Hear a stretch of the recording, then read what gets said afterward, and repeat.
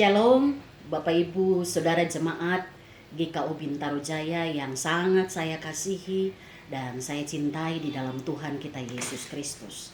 Pertama-tama Bapak Ibu, saya ingin menyampaikan terima kasih kepada sebagian besar jemaat yang merespon dengan baik kebijakan Majelis Jemaat GKU Bintaro untuk memindahkan tempat peribadatan yang biasanya kita lakukan di Gedung Gereja Immanuel, namun hari ini kita pindahkan beribadah di rumah jemaat masing-masing yang tentunya dengan panduan ibadah yang sudah dibagikan oleh Majelis Jemaat. Saya perlu tegaskan satu hal Bapak Ibu Saudara. Kita memindahkan tempat ibadah bukan karena takut terhadap virus corona. Juga bukan karena kita meragukan, kita mengkebiri kuasa Tuhan.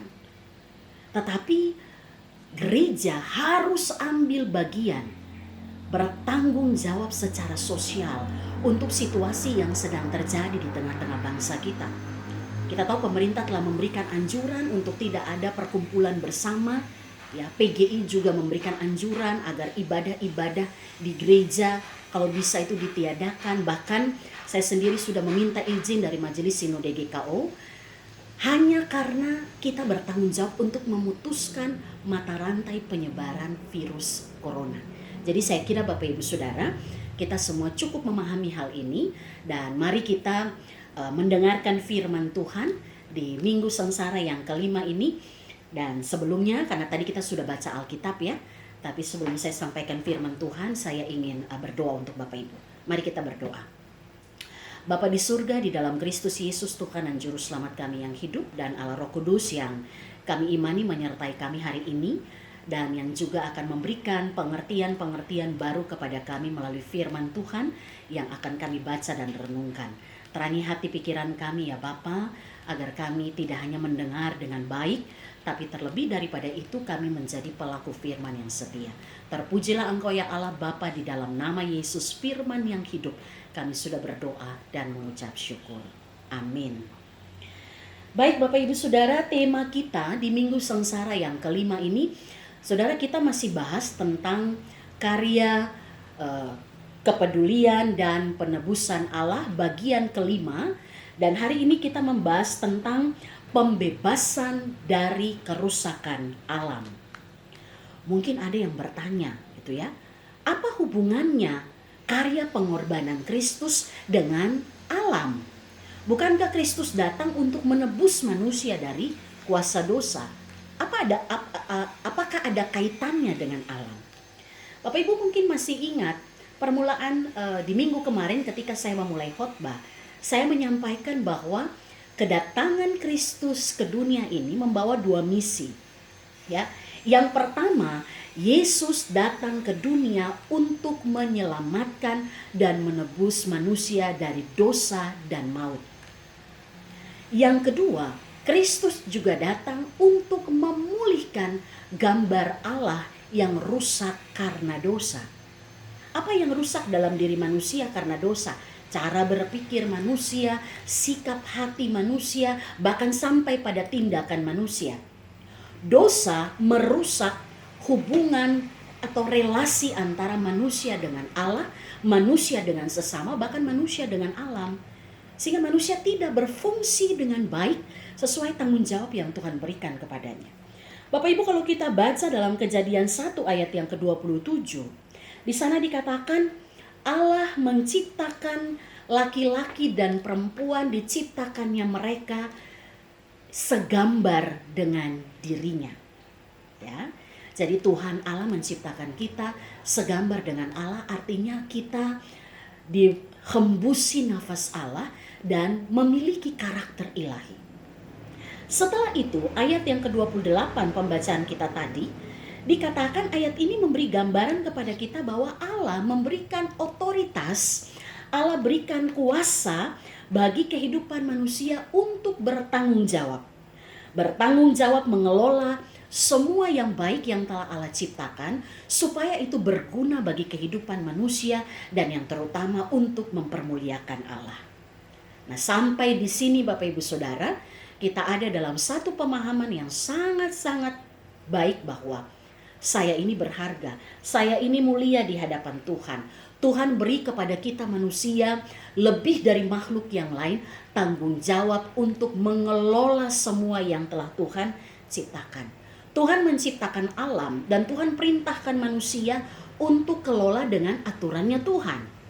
Artinya kalau manusia tidak kelola alam dengan aturannya Tuhan, berarti itu sama dengan melanggar perintah Tuhan. Baik, dan kalau kita baca Bapak Ibu Saudara, Kejadian pasal 1 dan 2 kan enak sekali.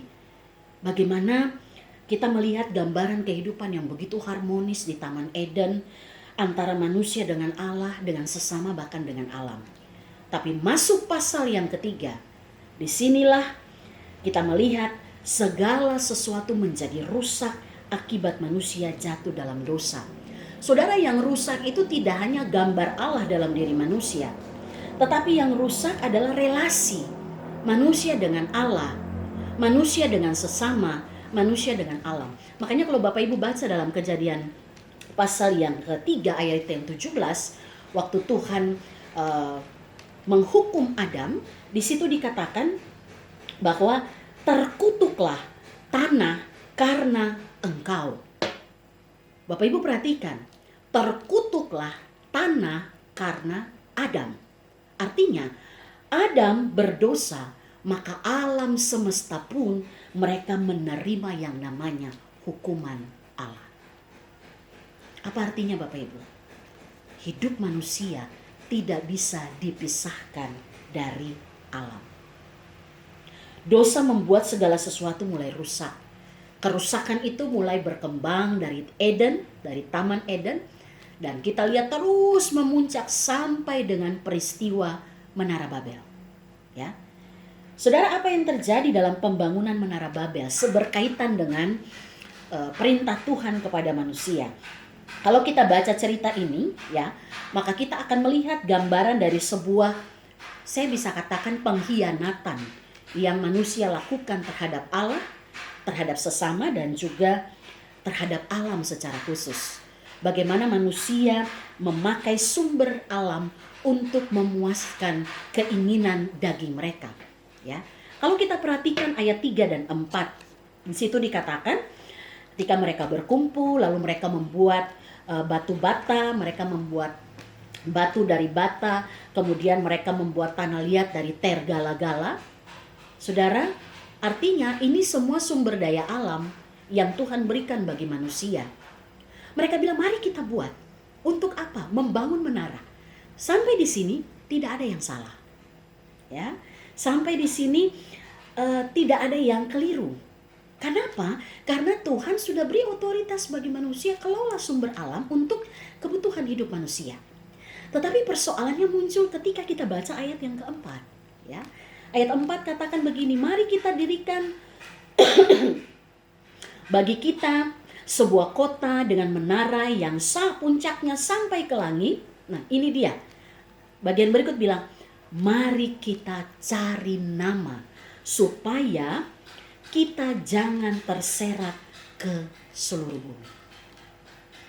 Saudara, cari nama itu mengandung pengertian atau mengandung unsur ingin termasyur, ingin terkenal, cari popularitas, pengen disukai karena kepandaian, pengen dipuji karena kemampuan, karena kehebatan. Dan yang lebih parah lagi saudara, tujuannya adalah supaya tidak diserahkan ke seluruh bumi.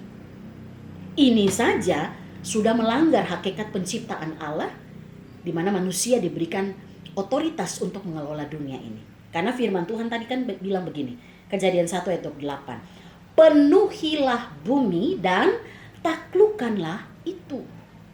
Ketika mereka ada dalam cara berpikir, jangan sampai kita terserak. Ini pun bagian dari sebuah pengkhianatan terhadap aturannya Tuhan. Lagi-lagi saudara, saya mau katakan, semua terjadi karena dosa. Jadi persoalan yang sangat penting di sini adalah motivasi mereka dalam mempergunakan sumber daya alam. Dan saudara, saya kira pola Menara Babel, ya, yaitu memakai alam untuk kepentingan diri sendiri, itu benihnya ada sampai dengan hari ini. Kalau kita lihat Ada banyak orang mengelola alam bukan untuk kesejahteraan bersama. Meskipun tidak semua ya. Ada yang juga mengelolanya untuk kesejahteraan bersama. Tapi hampir sebagian besar mereka yang punya kekuatan, mereka yang punya kuasa, mereka memakai alam untuk lebih pada memuaskan keinginan diri. Makanya Bapak Ibu lihat ya, kenapa terjadi tanah longsor, kenapa terjadi banjir bandang. Bukan karena Tuhan yang lakukan itu, tetapi rata-rata karena keserakahan manusia dalam mempergunakan alam. Kita ingat lagu lagu siapa? Ebit G. Ade ya. Dia bilang mungkin alam enggan bersahabat dengan kita. Artinya alam menunjukkan sesuatu yang menjadi hal yang tidak menyenangkan karena lagi-lagi ulah manusia. Oleh karena itu Bapak Ibu Saudara, selama kita mencari unsur, mencari nama, memenuhi keinginan daging, maka disitulah kegagalan kita dalam melakukan hakikat penciptaan Allah bagi kita sebagai mandataris Allah. Mandataris itu bisa dibilang pelaksana mandat yang Allah berikan bagi kita. Nah, sampai di sini mungkin ada yang bertanya, aduh pendeta ya, kita bahas tentang mempergunakan alam, banjir, tanah longsor, banjir bandang. Bukankah itu sesuatu yang menjadi akibat perbuatan orang lain? Orang-orang yang bisa dikatakan bergerak di bidang industri, mereka yang membangun perumahan tanpa menyediakan ruang hijau. Kan kita jemaat gak ada di situ. Lalu apa pesan firman Tuhan bagi kita? Saudara jangan salah. Tadi saya katakan, hidup saudara dan saya tidak bisa terpisahkan dari alam. Maka mari kita mulai lihat dari hal-hal kecil yang kita buat di dalam kehidupan kita, yang secara khusus berkaitan dengan bagaimana kita hidup bersama di tengah alam ini. Contoh sederhana saudara, bagaimana kita menggunakan air di rumah. Ya. Apakah kita boros atau kita benar-benar pergunakan itu dengan baik? Ya. Bahkan kadang di rumah nggak perlu pasang AC pun kita pasang AC, nggak perlu nyalain lampu pun kita nyalain lampu. Padahal kita udah tahu ada pemanasan global. Hal-hal itu sangat mempengaruhi kita untuk kerusakan alam yang kita miliki ini.